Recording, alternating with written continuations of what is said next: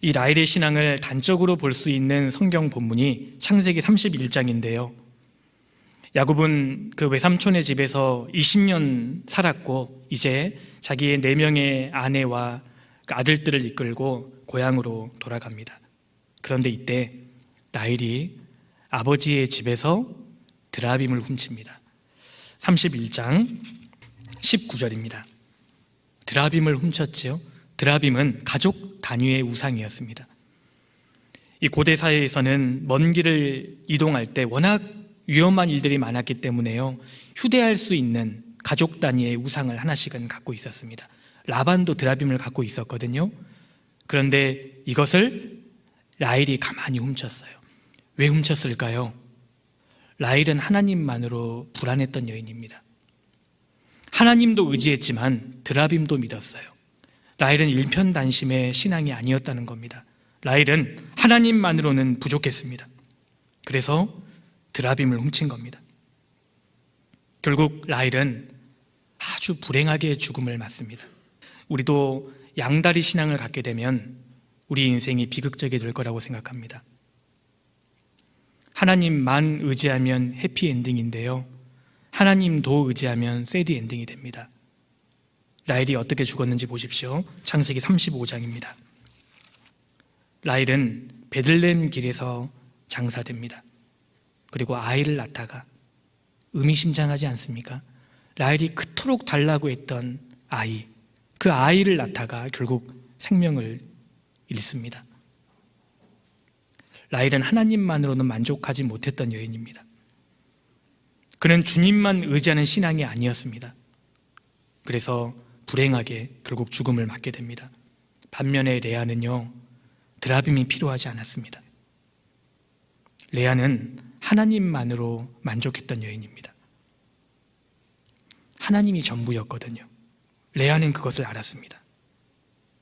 레아는 비록 가는 길이 정말 위험천만한 길이었지만 전능하신 하나님께서 자신을 지켜주실 거라는 믿음이 있었습니다. 그래서 레아에게는 드라빔이 필요하지 않았습니다. 결국 남편 야곱과 마지막, 그 인생의 마지막까지 해로를 같이 한 여인이 누군지 아시죠? 레아입니다. 야곱은 나중에 알았습니다. 야, 이 여인이 진짜 여인이구나. 레아가 진짜 아내였구나. 라헬이 살았을 때에는 레아가 눈에 들어오지 않았습니다. 그런데 라헬이 죽고 나니까요, 레아와 함께하는 시간이 많아졌고 레아와 많은 대화를 했을 거 아니에요? 야곱이 나중에 알았어요. 야, 이 여인이 진짜 아내이구나. 이 여자가 진짜 믿음의 여인이었구나. 성격도 좋고요, 믿음도 좋아요. 심지어 자기가 정말 힘들 때 자기를 위로해 줄 줄 알아요. 왜요? 레아는 고생을 많이 해봤거든요. 고생을 많이 한 사람이 다른 사람을 위로해 줄 줄 압니다. 라헬과 함께 했을 때는 야곱은 라헬 위로하기 바빴거든요. 그런데 레아와 함께 하니까 자기가 위로를 받는 겁니다. 나중에 야곱이 알았습니다. 이 여인이 진짜였구나.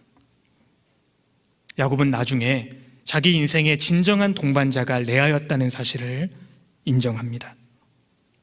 레아의 인생은 해피엔딩으로 끝이 납니다. 그 이유는 가진 건 별로 없었지만 하나님 앞에 결사적으로 매달리는, 하나님만 의지하는 신앙을 가졌기 때문입니다.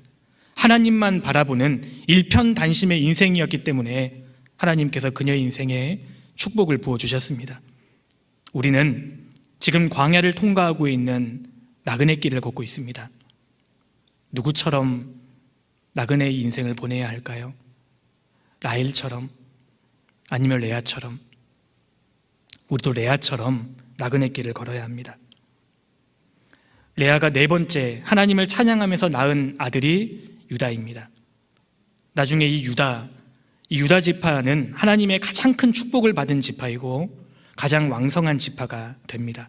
그리고 이 유다 지파에서 그 위대한 다윗 왕이 태어났고, 유다 지파에서 우리의 구세주 예수 그리스도께서 탄생하십니다. 라헬이 유다를 낳지 않았습니다. 레아가 유다를 낳습니다. 창세기 29장 17절입니다.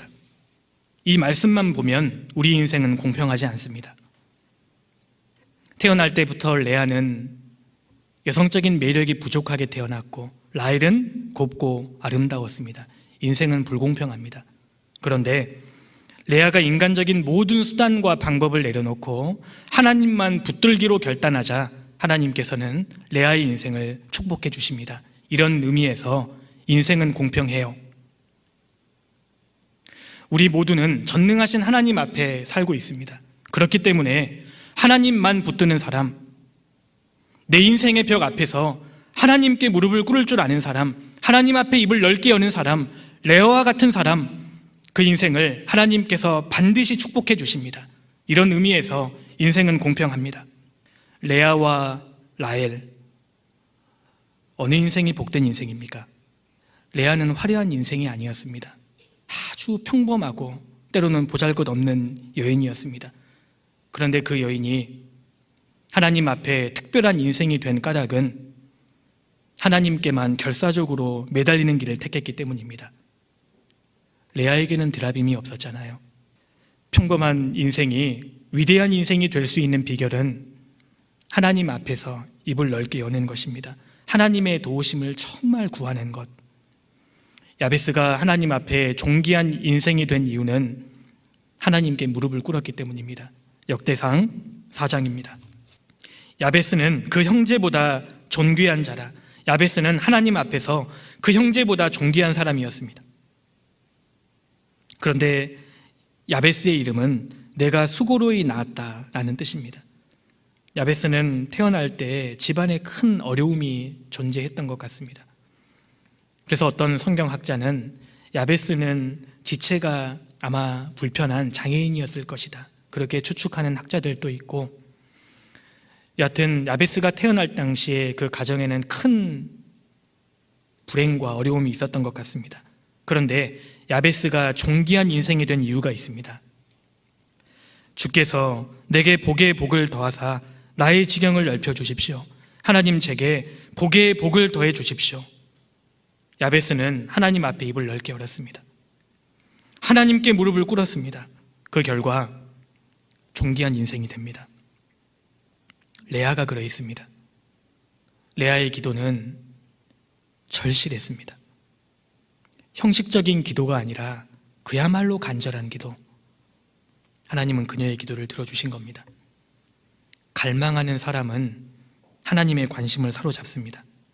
하나님께서 내게 관심을 가져주시지 않으면 제 인생은 답이 없습니다 라고 생각하고 처절하게 매달리는 사람, 하나님은 그 사람에게 관심을 쏟으십니다.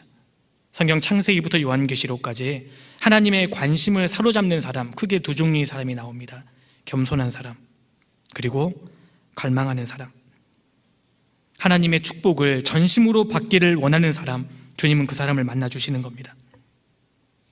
그리고 우리가 인생을 사는 동안에 인간적으로 의지하던 모든 것이 무너졌을 때 사람에게 위로와 보상을 받으려고 기대하지 마세요.